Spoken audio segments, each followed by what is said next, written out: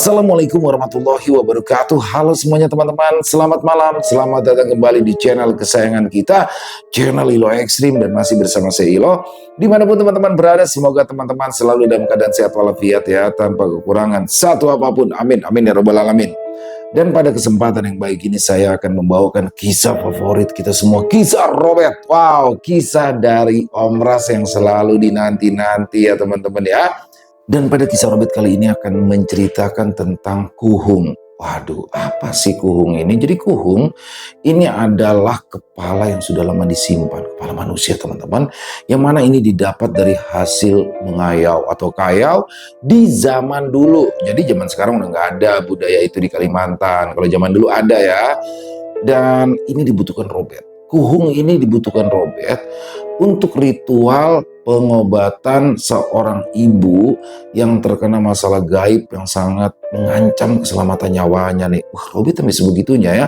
Dan ini mungkin salah satu yang terberat nih dalam selama Robert berkecimpung dalam dunia gaib, karena Robert sampai mendatangi seorang wanita tua yang dipanggilnya Ajuh untuk meminjam kuhung tersebut, karena cuma dia tuh yang punya satu-satunya.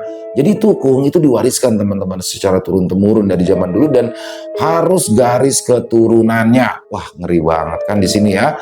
Dan sengeri apa sih kisahnya dan apa sih masalah yang dialami sehingga Robert harus sampai mencari kuhung tersebut? Oke. Sebelum kita masuk ke dalam kisahnya, buat teman-teman yang mungkin belum subscribe channel Ilo Ekstrim, bisa diklik dulu tombol subscribe. Jangan lupa lonceng notifikasinya juga dinyalakan, agar teman-teman selalu mendapatkan notifikasi dari konten-konten yang akan kami upload selanjutnya. Untuk channel Ilo Ekstrim, kami upload setiap hari teman-teman ya. Setiap malam jam 7 malam waktu Indonesia bagian Barat. Gak pakai berlama-lama lagi. Pasti udah gak sabaran kan untuk masuk ke dalam kisahnya. Kita langsung saja masuk ke dalam kisahnya. Bunuh horor. Kepala hasil kayau untuk ritual di tanah Kalimantan. Kisah Robert. Sepanjang perjalanan menuju ke rumah Martono, Sidang tampak senang. Itu terlihat dari senyum yang tak pernah lepas dari bibirnya. "Kenapa kau, Dang?" tanya Samuel. "Tidak, aku hanya merasa senang. Sampai-sampai perasaanku terasa berbunga-bunga," jawab Sidang. Mendengar jawaban Sidang itu, refleks ujung bibir atas Samuel terangkat.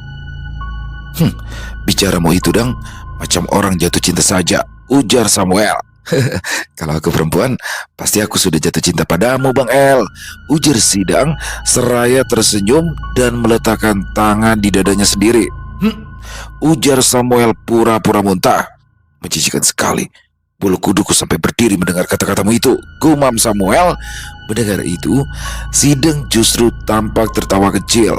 Tampaknya ia senang melihat reaksi dari Samuel tersebut. "Kenapa? Kau takut aku serius?" kode Sidang. "Kalau kau benar-benar begitu, akan kuusir kau dari rumah Robert," sahut Samuel cepat. Lalu ia meludah ke samping dengan wajah yang masam. "Jangan bicara yang aneh-aneh lagi. Jangan sampai aku benar-benar muntah di jalan karena kata-katamu itu," Samuel melanjutkan. Mendengar itu, Sidang kembali tertawa kencang. Beberapa menit kemudian, mereka berdua akhirnya tiba di lokasi rumah sederhana berdinding papan dengan halaman yang cukup luas itu. Dan terlihat di bawah pohon rambutan di samping rumah tersebut, sebuah motor metik terparkir rapi. Catnya masih lumayan kinclong, meski terlihat jelas sudah sering dipakai, dan ada juga beberapa goresan bekas jatuh pada bodi samping motor itu. "Nah, itu dia motornya, Bang El," ujar Sidang sambil menunjuk ke arah motor. Samuel menatap motor itu sekilas, lalu mengamati sekeliling rumah. "Jadi ini rumah Martono?" tanya Samuel pelan.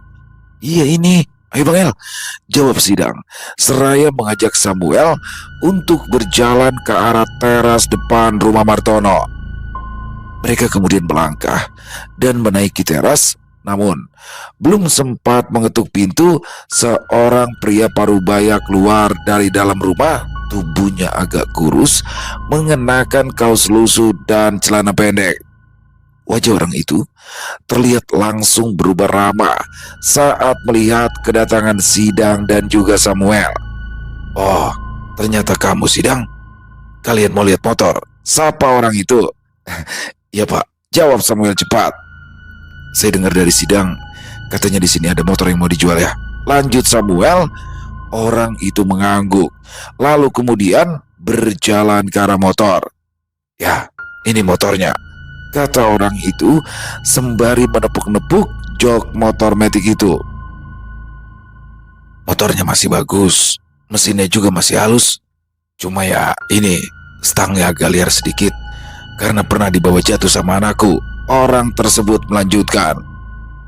Samuel tidak menjawab, namun ia langsung berjongkok, memperhatikan bagian bawah motor, lalu memutar stang ke kanan dan ke kiri. Sementara itu, Sidang berdiri di samping si bapak parubaya, ikut memperhatikan dengan mata berbinar. "Boleh saya coba nyalakan, Pak?" tanya Samuel. "Ah, silakan," jawab si bapak dengan bibir tersenyum. Samuel kemudian memutar kunci kontak yang memang sudah tertancap di motor ke posisi on. Setelah itu, barulah ia menekan tombol starternya, dan mesin motor pun langsung menyala dengan suara yang cukup halus, nyaris tanpa getaran kasar. Ia mengangguk kecil, kemudian mematikan mesin kembali. "Kalau mau dicoba dulu juga boleh," kata si bapak. Mendengar itu, Samuel langsung menatap Sidang. "Kau yang coba, Dang," ujar Samuel.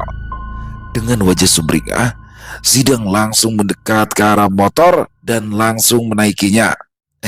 "Aku coba ya, Bang," kata Sidang, meminta izin pada orang itu, dan si bapak hanya mengangguk sambil tersenyum menanggapi. Begitu Sidang membawa motor itu berkeliling halaman, si bapak langsung mengajak Samuel untuk berbicara. "Kamukah yang mau membeli motor itu?" tanya si bapak. Samuel mengangguk. "Iya, Pak." "Oh, begitu ya. Oh iya, kamu ini memangnya siapanya Robert?" "Aku tanya sama Sidang, tapi dia cuma bilang kau itu adiknya Robert." "Adik angkatkah?" ujar si bapak. Samuel terdiam sebentar, lalu mengalihkan pandangannya ke arah pohon rambutan. "Yang saya tahu, saya adik sepupunya. Tapi saya juga tidak tahu silsilahnya bagaimana, karena kebetulan orang tua kami sudah tidak ada. Jadi tidak ada pula yang bisa memberitahukan silsilahnya," jawab Samuel. Si bapak mengangguk, namun belum sempat ia bertanya lebih lanjut, terlihat Sidang sudah menghentikan motor tepat di samping mereka. "Sidang, bagaimana menurutmu?" tanya Samuel pada Sidang. Stangnya memang agak liar, Bang El, cuma sih masih aman," jawab Sidang jujur. Samuel mengangguk, lalu beralih menatap ke si bapak. "Berapa harga yang bapak minta?" tanya Samuel langsung pada intinya. Orang itu lantas menyebutkan angka, namun Samuel tidak langsung menjawab, hanya saling pandang dengan Sidang sejenak. "Bagaimana, Dang? Kau suka motornya?" bisik Samuel. Sidang mendekatkan mulutnya ke telinga Samuel.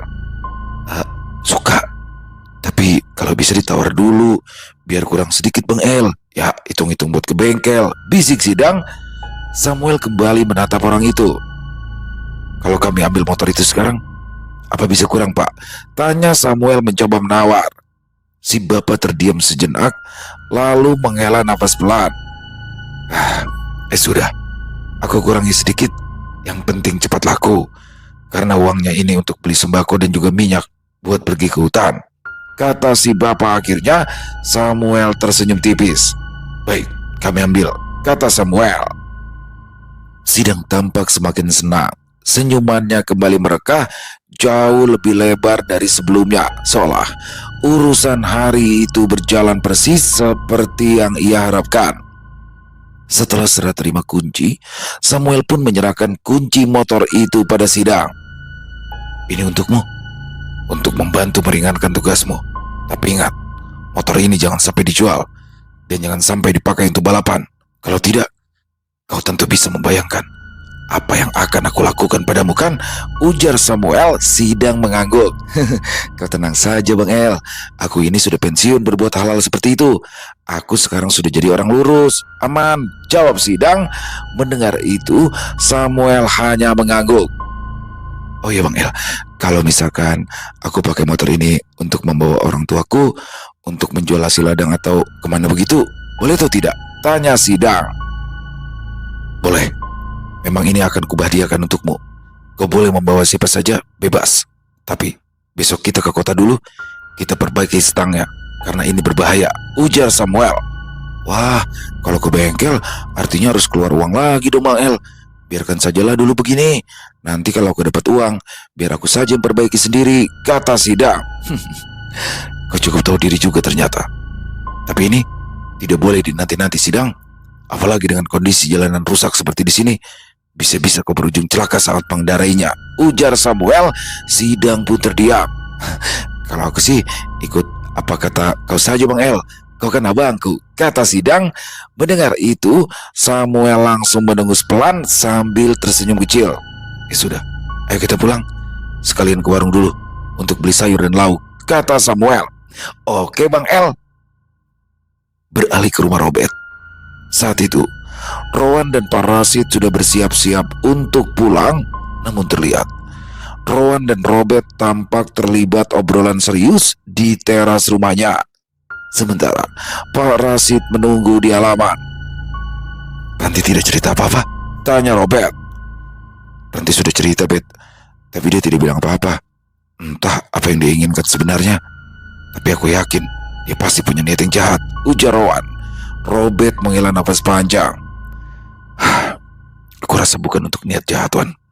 Tapi jujur saja, aku juga belum tahu apa niat yang sebenarnya. Cuma, aku berharap semoga saja dia memang tidak berniat jahat pada kalian, ujar Robert. Rowan menghela nafas panjang. Aku sangat ingin mempercayai dia, Bet. Tapi kau tahu sendiri bagaimana tingkah lakunya kan? Dia sangat mencurigakan. Kau juga harus hati-hati ya, Bet. Kalau ada apa-apa, beri tanda untukku. Aku tidak ingin kau kenapa-napa, kata Rowan. Robert mengangguk. Ia menepuk pelan bahu Rowan. Pergilah, Parasit sudah menunggumu, kata Robert. Hati-hati ya, Bet. Jangan ragu untuk mengabariku kalau memang ada apa-apa, pesan Rowan seraya memeluk Robert. Ya, kau juga harus hati-hati ya.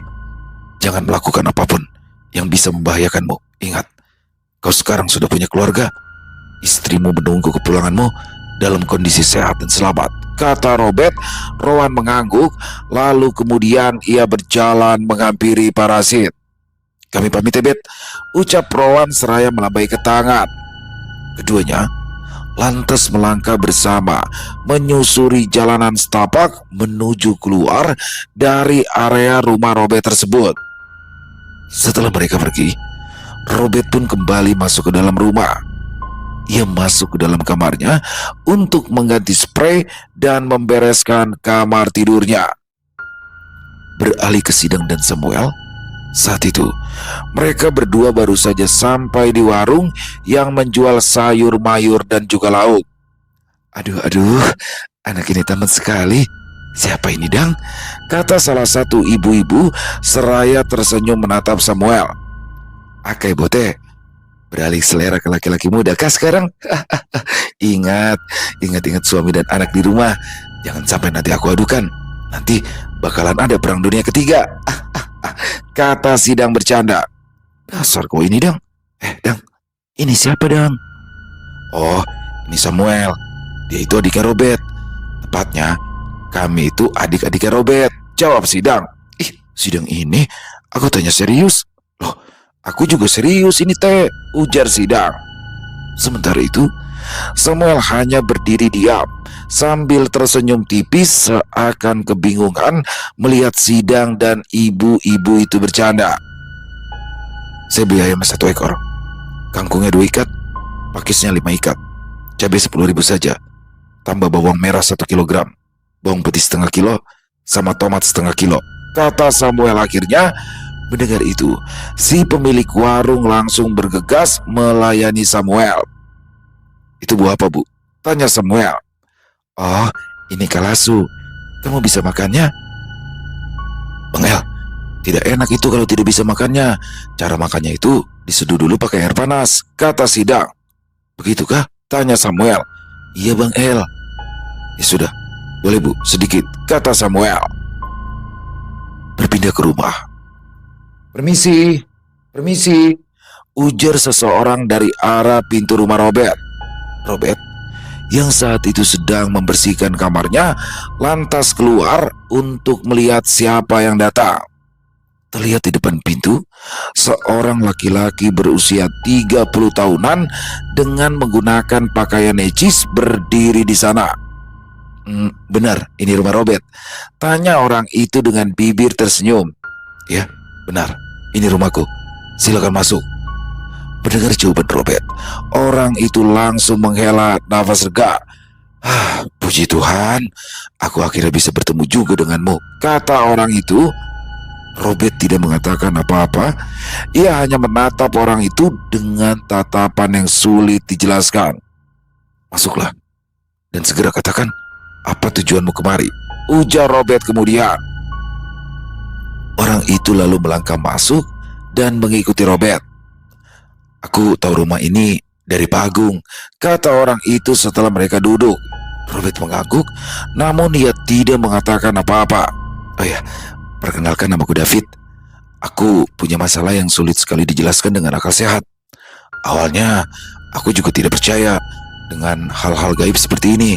Tapi setelah aku mengalaminya sendiri, barulah aku percaya kalau yang gaib itu memang benar-benar ada. Dan sekarang, aku tidak punya pilihan lain selain mencari bantuan. Lanjut David, suaranya terdengar sedikit bergetar meski wajahnya berusaha untuk tetap terlihat tenang. Robert menghela nafas panjang. Masalah apa? Tanya Robert singkat. David terdiam sejenak. Tangannya tampak saling menggenggam erat. Jadi keluargaku mengalami masalah yang sangat aneh. Itu dimulai dari 5 tahun yang lalu saat ayahku meninggal. Sekitar 2 bulan sejak ayahku meninggal itu, ibuku mendadak jatuh sakit. Di awal sakitnya terbilang ringan, tapi aneh. Setiap hari dia itu meriang di jam-jam tertentu, mulai dari pagi jam 9, kemudian nanti sembuh di jam 9.30, lalu siangnya kambuh lagi di jam 12 siang, kemudian sembuh lagi di jam 12.30. Nah, nanti kambuh lagi di sore hari sekitar jam 3 sore, kemudian akan sembuh lagi di jam 3.30. Tapi meriangnya itu makin parah saat kambuh di jam 6 sore, karena sembuhnya itu pasti di jam 11 malam. Keanehan yang paling menonjol itu justru bukan saat meriangnya kambuh, melainkan di waktu jedanya, karena di situ ibu kami akan beraktivitas seperti biasa, seperti dia yang tidak pernah sakit. Dari yang meringkuk selimutan di kasur ketika meriangnya kambuh, lalu kemudian setelah meriangnya kambuh, dia akan melakukan aktivitas lain dengan ceria, seperti tidak pernah terjadi apa-apa. Bahkan ibu seperti lupa dengan apa yang baru saja terjadi padanya. Tapi tidak hanya sampai di situ, karena 2 bulan kemudian ibu kami mulai menunjukkan tanda-tanda keanehan lain. Dia itu seperti orang yang ketakutan, bahkan sampai teriak-teriak sambil mengatakan kalau di rumah kami itu banyak hantu. Ya tentu saja, saat itu kami semua tidak ada yang percaya, karena ya di zaman modern seperti sekarang ini, siapa orang yang masih percaya dengan hantu, benar kan? Karena itulah, pada awalnya kami semua mengira kalau ibu kami ini hanya mengalami sedih berkepanjangan pasca berkabung, atau bahkan yang paling parah adalah PTSD, Post Traumatic Stress Disorder. Dan dugaan kami itu diperkuat oleh pihak dokter rumah sakit tempat ibu kami berobat, yang menyarankan agar kami membawa ibu kami untuk berkonsultasi ke rumah sakit jiwa. Karena dari hasil pemeriksaan terkait meriangnya itu, dokter memastikan kalau sakitnya ibu kami itu bukan karena infeksi, autoimun, ataupun gangguan hormon dan lain-lain. Nah, karena itulah kami akhirnya membawa ibu kami berobat rutin ke rumah sakit jiwa. Tapi bukannya sembuh, kondisi ibu kami malah makin parah. David menarik nafas panjang, lalu terdiam untuk beberapa saat. Tampak matanya mulai berkaca-kaca. Sementara Robert masih tidak mengatakan apa-apa. Ia diam saja, menyimak dan menunggu kelanjutan cerita dari David. Dan bahkan Ibu kami sampai harus tinggal atau dirawat di rumah sakit jiwa karena penyakit anehnya itu. Hingga sampai di suatu pagi, ada salah satu kerabat jauh kami dari pihak ayah yang menjenguk ibu. Beliau merupakan seorang tokoh agama dan saat itu beliau bilang kalau keluarga kami ke depannya akan mengalami sesuatu yang sangat buruk.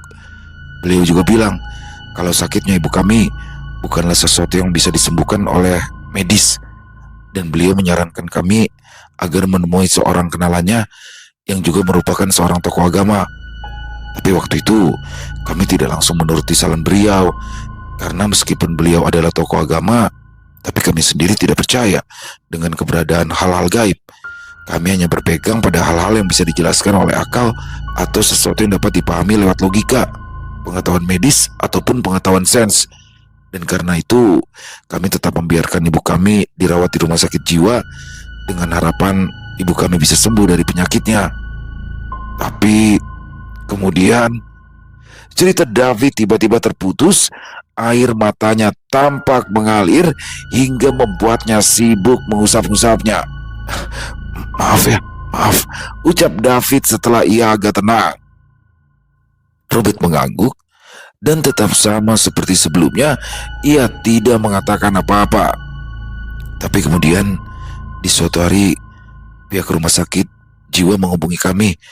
Mereka mengabari kalau ibu kami mulai menyerang orang lain di rumah sakit itu, mulai dari para perawat, bahkan beberapa pasien lain sempat mengalami luka di bagian kepala karena diserang oleh ibu kami. Dan setelah kejadian itu, akhirnya ibu dikurung di satu ruangan tertutup, ya semacam ruang isolasi. Karena sebelumnya ibu terus-menerus berteriak-teriak histeris dan bahkan sampai berani menyerang saat melihat orang lain. Tapi meskipun ibu di ruangan itu sendirian, ibu bukannya menjadi lebih tenang, malah setiap saat ibu berteriak-teriak minta tolong. Karena katanya di ruangan itu ada banyak hantu yang ingin membawanya pergi. Akhirnya setelah banyaknya hal aneh yang terjadi pada ibu, kami pun memutuskan untuk membawa ibu pulang ke rumah apapun konsekuensinya. Dan ya, meskipun pada awalnya pihak rumah sakit jiwa itu menolak dengan tegas, bahkan kami sempat diancam akan dilaporkan karena dianggap melanggar prosedur dan juga ketentuan hukum yang berlaku di rumah sakit tersebut. Pokoknya, proses mengeluarkan ibu kami di rumah sakit jiwa itu benar-benar rumit dan menguras waktu serta tenaga. Tapi akhirnya, setelah perdebatan yang cukup panjang, penandatanganan surat tanggung jawab, dan berbagai peringatan dari pihak rumah sakit, barulah ibu kami diizinkan pulang dengan syarat apapun yang terjadi bukan lagi tanggung jawab pihak rumah sakit. Ya, akhirnya ibu kami pulang ke rumah. Jujur saja, kami benar-benar sakit sekali saat melihat kondisi ibu. Tubuhnya kurus, wajahnya semakin banyak kerutan, dan rambutnya tampak acak-acakan. Padahal sebelum sakit aneh yang semakin parah itu menyerang, ibu kami itu adalah seorang wanita yang cantik dan selalu berpenampilan elegan. Tapi di saat kami melihat kondisinya seperti itu, dia benar-benar terlihat seperti orang yang berbeda dari ibu yang kami kenal. David kembali menghela nafas, raut wajahnya tampak sulit dibaca. Beberapa hari di awal setelah kepulangan ibu dari rumah sakit jiwa, semuanya berjalan tidak mudah. Ibu masih sering mengamuk, berteriak-teriak histeris, terutama jika kami mendekatinya di waktu-waktu yang tertentu. Nah, yang aneh, pola waktu ibu mulai histeris dan mengamuk itu sama persis dengan waktu-waktu saat ibu dulu sering meriang. Dan jika ibu sudah mengamuk, tidak jarang ibu langsung menyerang kami karena ibu menganggap kami adalah hantu yang ingin membawanya pergi. Namun yang kami syukuri adalah kondisi ibu saat di rumah tidaklah separah sewaktu dia berada di rumah sakit jiwa. Karena di waktu-waktu sembuhnya atau waktu normalnya, ibu selalu menceritakan tentang apa yang ia rasakan dan dia juga selalu minta maaf pada kami atas segala hal yang ia lakukan saat sakitnya sedang kambuh. Dan satu hal yang terus ibu kami ulangi dalam ceritanya adalah dia bilang kalau ada hantu yang terus-menerus berusaha membawanya pergi. Dan ibu juga sebenarnya sangat ketakutan, terlebih karena kata ibu, hantu itu bisa mengacaukan penglihatan ibu, menyebabkan apa yang ibu lihat itu berbeda dengan orang yang lain lihat, sehingga membuat ibu seperti orang gila di mata orang lain. David menghentikan ceritanya, lalu menatap Robert untuk beberapa saat lamanya. Lanjutkan, ujar Robert setelah beberapa saat mereka berdua diam-diaman. David mengangguk, Namun sebelum melanjutkan ceritanya, terlebih dulu ia menarik nafas dalam-dalam. Sekitar 2 bulanan setelah ibu pulang ke rumah, kakakku mengalami kecelakaan kecil, yaitu jatuh sendiri saat turun dari mobil. Kecelakaannya itu memang kecil, tapi efek dari kecelakaan itu sangat besar. Dia mulai sering meriang, dan pola waktunya juga sama dengan yang dialami oleh ibu kami. Tapi untungnya, kakakku tidak sampai masuk rumah sakit jiwa, karena tepat beberapa hari setelah kakakku mulai meriang, kerabat jauh dari pihak ayah yang tokoh agama itu datang berkunjung ke rumah kami. Beliau bilang kakakku masih di tahap awal, sehingga beliau sendiri masih bisa membantu kakakku hanya dengan air yang sudah diberkati atau air suci. Dan anehnya, tidak butuh waktu lama setelah meminum air suci itu, kakakku langsung sembuh dari meriangnya. Nah, namun untuk ibuku, kata kerabat kami itu, beliau tidak bisa membantu, karena apa yang ibu alami sudah hampir mencapai tahap akhir. Entah apa yang dimaksud dengan tahap akhir, beliau tidak menjelaskan sepenuhnya. Nah, yang pasti kami disuruh untuk cepat-cepat membawa ibu ke tempat kenalan kerabat kami itu. Dan kali ini aku tidak menolak lagi. Aku justru yang pertama kali bilang bahwa kita harus menuruti saran kerabat kami itu. Lalu akhirnya kami pun berangkat. David kembali menghela nafas. Namun saat akan melanjutkan ceritanya, di luar terdengar suara motor memasuki halaman rumah Robert. Lalu tidak lama kemudian terdengar suara Sidang dan Samuel yang mengobrol sambil bercanda. "Halo, kami pulang," ujar Sidang dengan wajah ceria. Di tangannya terlihat penuh dengan plastik belanjaan sayur mayur. Ada tamu. Sebentar ya, aku rebus air dulu," kata Sidang setelah melihat keberadaan David. "Ayo, lanjutkan saja ceritamu. Mereka itu adik-adikku," ujar Robert. Ya, jadi saat kami sampai di rumah kenalan dari kerabat kami itu, beliau langsung menyambut kedatangan kami, seolah sudah tahu kalau kami akan datang di hari itu.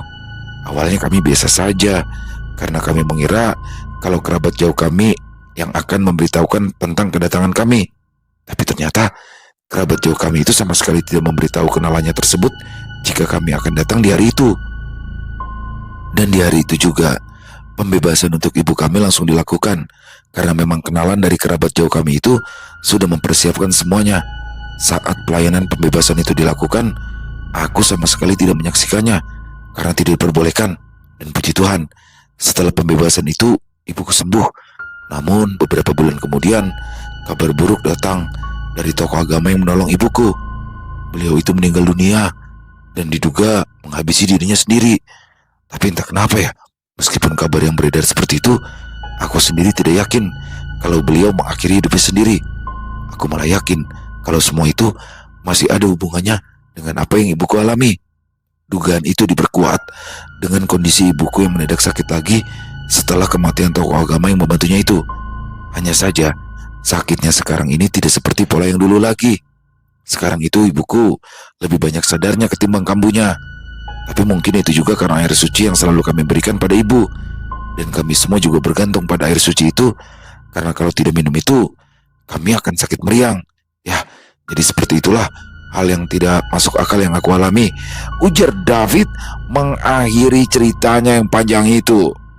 Robert mengangguk, lalu ia menghela nafas panjang. "Kalau memang penyembuhan oleh tokoh agama saja tidak mempan, lalu kenapa kau malah datang kemari? Apakah kau yakin bahwa aku sehebat itu?" ujar Robert seraya menatap David.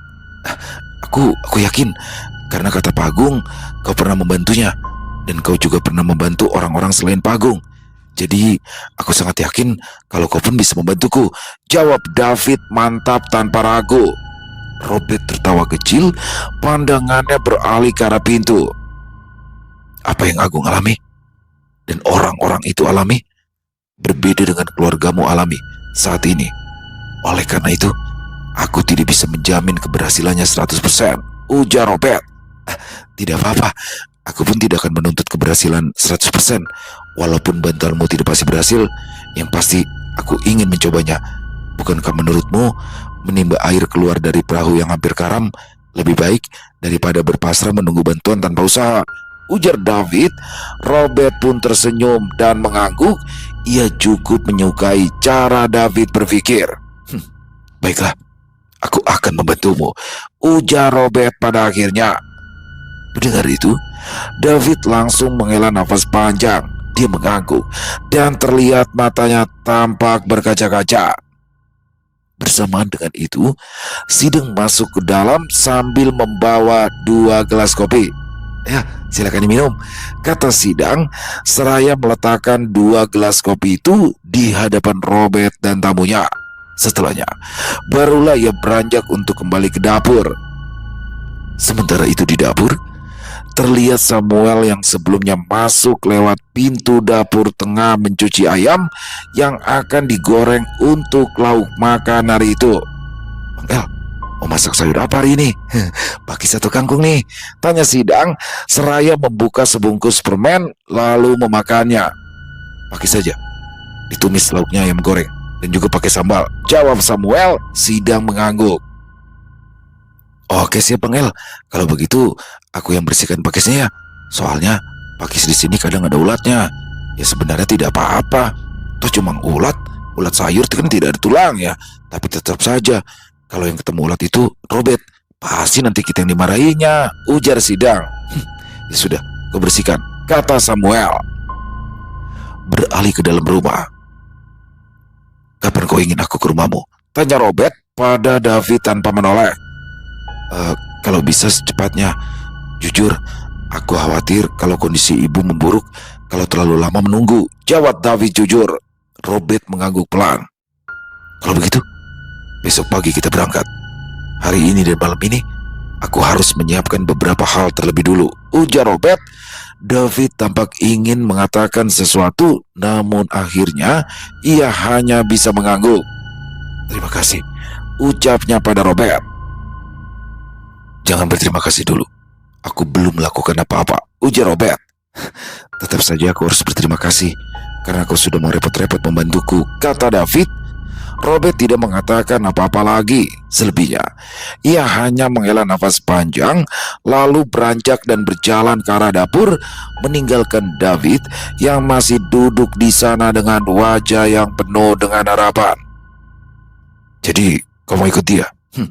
Kau tentu tahu kan apa yang mengganggu keluarganya itu? Tanya Samuel pelan setelah Robert berada di dapur. Ya, aku pergi besok pagi. Tentu saja aku tahu Sam, jawab Robert. Aku ikut, ujar Samuel sambil memilih bawang yang akan ia kupas. Robert menoleh cepat. Tidak, aku tetap ikut, ujar Samuel lagi. Sam, ini bukan main-main, kata Robert dengan suara tertahan. Apa yang akan aku hadapi di sana? Belum tentu aman, Robert melanjutkan. Justru itu alasan aku harus ikut, balas Samuel tanpa ragu. Robert menggeleng. Aku tidak mengizinkan kau ikut karena aku tidak ingin terganggu, ujar Robert tegas. Robert, kau lupa siapa aku, Bet? Ujar Samuel tersinggung. Apapun itu, kau tetap tidak boleh ikut, ujar Robert. Tapi aku tetap akan ikut, ujar Samuel seraya membanting kasar pisau yang ia gunakan untuk mengupas bawang tersebut. Sidang yang melihat pertengkaran kedua kakak beradik itu hanya bisa terdiam, namun perasaannya campur aduk. Bagaimana tidak? Karena pikirannya melayang-layang membayangkan kalau tiba-tiba mereka berdua akan beradu santet. Dan yang terkena mungkin saja dirinya karena Sidang sama sekali tidak punya ilmu apa-apa untuk menangkal santetnya Sar. Sudah, jangan bertengkar. Kalian ini kan saudara. Lagi pula di luar juga masih ada orang. Kalau menurutku nih Bet, kalau memang kau mau pergi, ada baiknya kau bawa saja Bang El. Karena bagaimanapun juga dia kan sama sepertimu yang berpengalaman dalam hal-hal gaib. Ini maaf ini, bukannya aku menggurui, tapi ya begitu saja kalau menurutku, ujar Sidang, suaranya terdengar bergetar. Robert menghela nafas panjang, lalu kemudian dia mengangguk. Baik, kau boleh ikut, tapi ingat, jangan melakukan apapun yang bisa membahayakanmu, ujar Robert. Samuel berdecak. Aku sudah matang dengan hal-hal seperti itu, Bet. Kau tidak perlu khawatir, ujar Samuel. Iya ya, tapi Bet, Bang El, kalau kalian pergi, bagaimana dengan gadis itu? Kalau cuma kami berdua di rumah, aku takut akan digerebek warga. Iya, kalau langsung dikawinkan, takutnya malah nanti diarak keliling kampung dulu, kan bahaya. Malunya seumur hidup, sampai ke anak cucu. Kan gak lucu kalau sampai cucuku nanti tidak mau keluar rumah karena mendengar gosip tentang tatunya yang diarak karena berduaan dengan perempuan di rumah, ujar Sidang. Tatu adalah kakek dalam bahasa Dayak. Pikiranmu kejauhan dong. Lagi pula, orang-orang desa sudah tahu tentang gadis itu, ujar Samuel. Sidang tertawa kecil. Begitu ya? Ya sudahlah, kalau katamu begitu, berarti memang begitu. Jadi aku nurut saja, apapun perintahmu Bang El, ujar Sidang. Sidang? Sejak kapan kau jadi penurut begitu dengan Samuel? Ujar Robert. Sejak aku jatuh cinta padamu, perasaan aku sering terganggu, ujar Sidang sambil menyanyikan lagu Malaysia berjudul Adakah Kau Setia Sting. Robert melirik tajam ke arah Sidang dan otomatis nyanyian Sidang terhenti. Ya kau pikir saja, Bet, dia baru saja membelikan aku motor. Ya jadi sudah sewajarnya dong kalau aku menurut apapun yang Bang El perintahkan, kata Sidang. Bagus, anak pintar, puji Samuel. Mendengar itu, Robert hanya bisa geleng-geleng kepala. Lalu ia segera keluar rumah melalui pintu dapur. Robert terus melangkah melewati beberapa rumah penduduk, hingga akhirnya Robert berbelok ke arah yang lebih sepi. Di ujung jalan itu berdiri sebuah rumah kayu tua yang dindingnya mulai berlubang-lubang karena dimakan rayap. Atap sengnya pun sudah terlihat berkarat, sementara di kiri kanan depan rumahnya ada jejeran tanaman singkong dan tebu hanteluo. Tebu telur. Permisi, ujar Robert. Belum sempat panggilannya diulang, pintu rumah itu berdiri terbuka. Seorang wanita tua keluar, rambutnya sudah memutih seluruhnya. Wajahnya juga keriput, namun sorot matanya tampak tajam. Ia mengenakan baju tidur lengan panjang lusuh dan celana panjang yang dipenuhi dengan getah. Wanita tua itu tersenyum saat ia tahu siapa orang yang datang. Sudah lama kau tidak kemari, Bet, ujar si wanita tua. Suaranya serak namun terdengar berwibawa. Robert sedikit menunduk hormat. Aku datang untuk meminta bantuanmu, Ju, ujar Robert. Wanita tua itu tersenyum, kemudian menatap Robert cukup lama. Bukan untuk dirimu kan? Katanya kemudian. Aku melihat ada bayangan hitam yang menempel pada orang lain, dan kau akan terlibat jauh dengan mereka. Wanita tua itu melanjutkan. Robert menghela nafas panjang.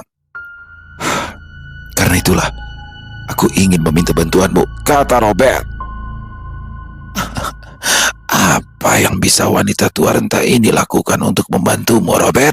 Tanyanya lagi. Kau masih menyimpan kuhung kan? Tanya Robert. Kuhung? Yang dimaksud di sini adalah kepala manusia. Kepala itu berasal dari kepala musuh yang dipenggal di zaman dulu, lalu disimpan secara turun-temurun oleh Basie dan keturunannya sewaktu-waktu. Kepala itu akan dikeluarkan lagi jika ada ritual-ritual tertentu yang di dalamnya membutuhkan kepala tersebut. Dan tentunya keluarnya kepala itu harus dengan izin dari Basie yang bertugas menjaganya. Intinya, kepala itu didapat dari zaman dulu. Karena sekarang ini praktek kayau mengayau sudah dilarang dan tidak ada lagi. Maka dari itu, kepala-kepala itu akan disimpan dengan hati-hati oleh Basie dan keturunannya. Mendengar pertanyaan Robert itu, si wanita tua langsung menghela nafas panjang. Kau tahu kan, kalau kuhung ini tidak bisa diberikan ke sembarang orang, ujarnya kemudian. Ya, aku tahu, Ju. Tapi seperti yang kau juga ketahui, aku tidak punya pilihan. Ritual itu membutuhkan kuhung, jawab Robert. Lagi-lagi, helaan nafas panjang terdengar dari si wanita tua. Banyak yang ingin mengambil kuhung ini, tapi selalu kupertahankan, ujar wanita tua itu.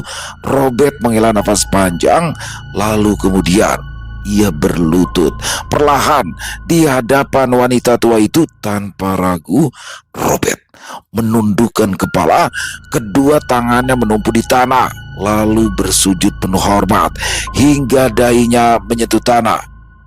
Juh, ucap Robert lirih, suaranya tertahan namun jelas terdengar bergetar. Aku datang ke sini bukan dengan kesombongan, bukan pula dengan niat buruk, Ju. Aku datang sebagai anak yang meminta izin dan memohon restu kepada Aju, ucap Robert melanjutkan. Wanita tua itu terdiam, sorot matanya menelusuri punggung Robert yang membungkuk. Aku tahu risikonya besar, kata Robert masih dalam posisi bersujud. Aku tahu apa yang akan aku hadapi ini bukanlah perkara yang ringan. Tapi jika aku tidak melakukan ini, maka nyawa orang yang tidak bersalah itu akan melayang. Dan aku tidak bisa membiarkan itu terjadi, Ju, kata Robert lagi, hening. Lalu beberapa saat kemudian, wanita tua itu akhirnya melangkah mendekati Robert. Dengan tangan tuanya yang keriput, ia meletakkan telapak tangannya di atas kepala laki-laki itu. Angkat wajahmu, Bet, ucapnya pelan namun cukup tegas. Robert menurut. Ia duduk bersimpuh menatap wanita tua itu dengan penuh hormat. Kau masih sama seperti dulu, kata wanita tua itu perlahan. Selalu memilih jalan yang paling berat, padahal kau tahu akibatnya. Lanjutnya lagi, Robert menunduk kembali. Karena itulah, aku datang ke sini, Ju. Aku tidak berani melangkah tanpa izin dan juga restumu, ucap Robert. Wanita tua itu lagi-lagi menghela nafas panjang. Kuhung itu bukan hanya sekedar kepala, dia menyimpan banyak arti, ujar si wanita tua seraya menatap Robert dengan tajam. Jika aku mengizinkanmu memakainya, apakah kau bisa bertanggung jawab sepenuhnya untuk menjaga kuhung itu? Robert mengangguk.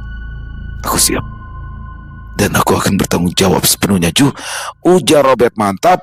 Wanita tua itu terdiam cukup lama, lalu perlahan ia mengangguk satu kali. Baik, kata si wanita tua itu akhirnya. Aku izinkan. Tapi ingat baik-baik, Robert. Kau hanya meminjam, bukan untuk memilikinya. Dan setelah ritual itu selesai, kuhung harus kembali ke tempatnya tanpa cacat sedikit pun, lanjut si wanita tua. Kalau ritual ini sampai gagal dan aku merusak kuhung itu, maka aku siap dipenggal untuk menggantikan kuhung itu, ujar Robert tanpa ragu. Dasar bodoh, apa kau tahu apa arti ucapanmu itu? Ya, aku tahu, dan aku mengatakan itu dengan sadar, jawab Robert. Anak ini, dasar, ujar si wanita parubaya sambil menegos. Kemarilah nanti malam, aku akan berikan kuhung itu, ujar si wanita tua kemudian. Robert tersenyum dan langsung bersujud kembali. Sujudnya kali ini bahkan lebih lama dari sebelumnya. Terima kasih, Ju. Terima kasih atas izin dan juga restumu, ucap Robert. Wanita tua itu menatap punggung Robert dengan tatapan yang sulit dijelaskan antara bangga, khawatir, dan juga pasrah. Bangkit dan pergilah, perintah si wanita tua. Robert langsung menurut tanpa membantah sedikit pun. Ia kemudian berjalan meninggalkan lokasi rumah si wanita tua. Namun bukannya pulang, Robert justru pergi ke rumah Damang untuk meminjam sesuatu. Setelahnya, barulah ia pulang ke rumah. Di rumah, Masakan Sidang dan Samuel sudah tercium harum, bahkan Nara pun sampai memberanikan diri keluar dari dalam kamar karenanya. "Mandilah, sebentar lagi kita makan," ujar Samuel. "Kak, ya, kapan kakak membantuku untuk mencari pacarku?" tanya Nara. Samuel menghela napas panjang.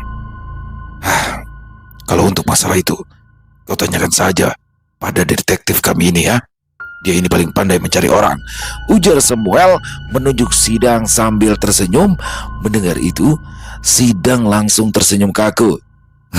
"Ya, kalau Bang El bilang begitu, maka ya aku begitu," ujar Sidang. Nara menatap Sidang dengan serius. "Tolong ya kak, aku sampai diusir dari rumah gara-gara pacarku ini," kata Nara pada Sidang. "Diusir? Kenapa bisa?" tanya Sidang. "Aku terlalu kecintaan sama pacarku itu. Padahal kami belum pernah bertemu. Dan selama berpacaran dia juga selalu meminta uang padaku.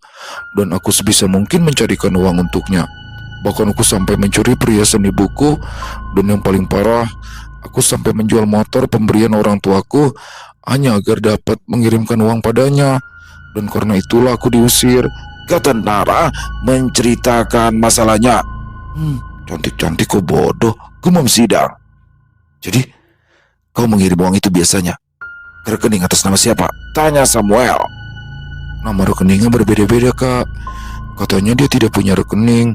Jadi kalau aku kirim uang itu selalu pakai nomor rekening pemilik ATM Link atau ATM Mini," jawab Nara dengan polosnya. Memang benar-benar bodoh. Sudah tidak bisa diobati. Kau tidak tahu kalau itu jelas-jelas penipuan, ujar Sidang agak kesal. Tegur Samuel. Nara hanya terdiam dan matanya tampak berkaca-kaca. Selesai. Oh, luar biasa kisah Robert. Waduh Robert, saya asli nih salut banget sama Robert ya. Dia sampai harus sebegitunya. Dia sampai bersujud loh di depan wanita tua, di depan Ajuh itu, demi untuk bisa meminjam kuhung. Kuhung itu sekali lagi seperti yang tadi saya di awal ya di opening adalah kepala hasil dari mengayau di zaman dulu. Nah, Ajuh ini, nenek ini adalah salah satu garis keturunan yang menjaga kuhung itu dan nggak sembarangan tuh boleh dilepas begitu aja. Tapi karena Ajuh ini melihat kesungguhan pada diri Robert, akhirnya diberikan. Tapi nanti malam dulu mungkin si neneknya, si Ajuhnya ini akan ritual dulu ya teman-teman ya. Dan ini baru pertama kalinya nih Robert sampai sebegitunya. Jadi penasaran nih, ibunya David ini sakit apa sih, dan sebahaya apa sih sampai Robert harus meminjam kuhung tersebut. Dan di sini udah tepat banget nih Robert mengajak Samuel, walaupun pada awalnya tidak berkenan, tapi karena bujuk rayu dari Sidang, akhirnya Robert mengizinkan Samuel untuk ikut karena ini pasti berat banget ya. Dan di sini pada akhirnya Samuel membelikan Sidang 1 unit sepeda motor. Waduh, Sidang ini ngeselin juga ditanya, "Sejak kapan?" Ya kan, "Sejak aku menyayangi diri." Dia nyanyi malah lagu Malaysia ya kan. Jadi Sidang ini teman-teman, saya dapat ini ya, dapat video nih, dari Om Ras.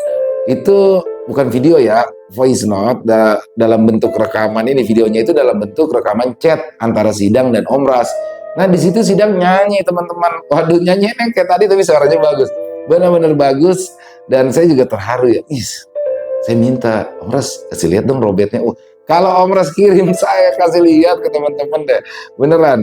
Tapi ini Sidang kayaknya nanti deh mungkin di short atau kapan saya kasih lihat ya rekamannya Sidang, dia nyanyi. Dan di situ ada chatnya sama Om Ras tapi dalam bahasa Bakumpai ya, Dayak Bakumpai mungkin. Jadi saya kurang mengerti itu. Overall kisahnya keren, pakai banget, dan kisah Robert selalu dinanti. Om Ras, terima kasih banyak atas kiriman kisahnya dan konsistennya dalam mengirim kisah, luar biasa. Om Ras sehat selalu Om Ras ya, semangat selalu dalam berkarya. Dan semoga kisah barusan bisa menghibur teman-teman semua, para pecinta penikmat horor misteri, lebih khususnya lagi kepada para subscriber di channel Ilo Extreme. Buat teman-teman yang suka dengan videonya, bisa diklik tombol like-nya, tombol jempolnya, tombol hype-nya juga jangan lupa diklik ya teman-teman ya. Dan boleh dong dibantu di-share link videonya ini ke teman-teman yang lain agar juga ikut merasa terhibur. Buat teman-teman juga yang mungkin punya pendapat lain, yang mungkin punya komentar lain tentang kisah barusan, silakan bisa menuliskannya di dalam kolom komentar ataupun hanya sekedar saling menyapa. Insya Allah kami akan membalasnya satu persatu. Di akhir kata, saya Ila mengucapkan permohonan maaf apabila mungkin dalam pembawaan kisahnya barusan ada kata-kata saya yang salah ataupun ada kata-kata saya mungkin yang kurang berkenan. Saya mohon dibukakan pintu maaf yang seluas-luasnya. Sampai berjumpa lagi di konten-konten kami selanjutnya yang pasti tidak kalah ngerinya, pasti tidak kalah seramnya. Masih bersama saya Ilo di channel Ilo Extreme. Salam sehat sukses selalu untuk kita semua. Wassalamualaikum warahmatullahi wabarakatuh.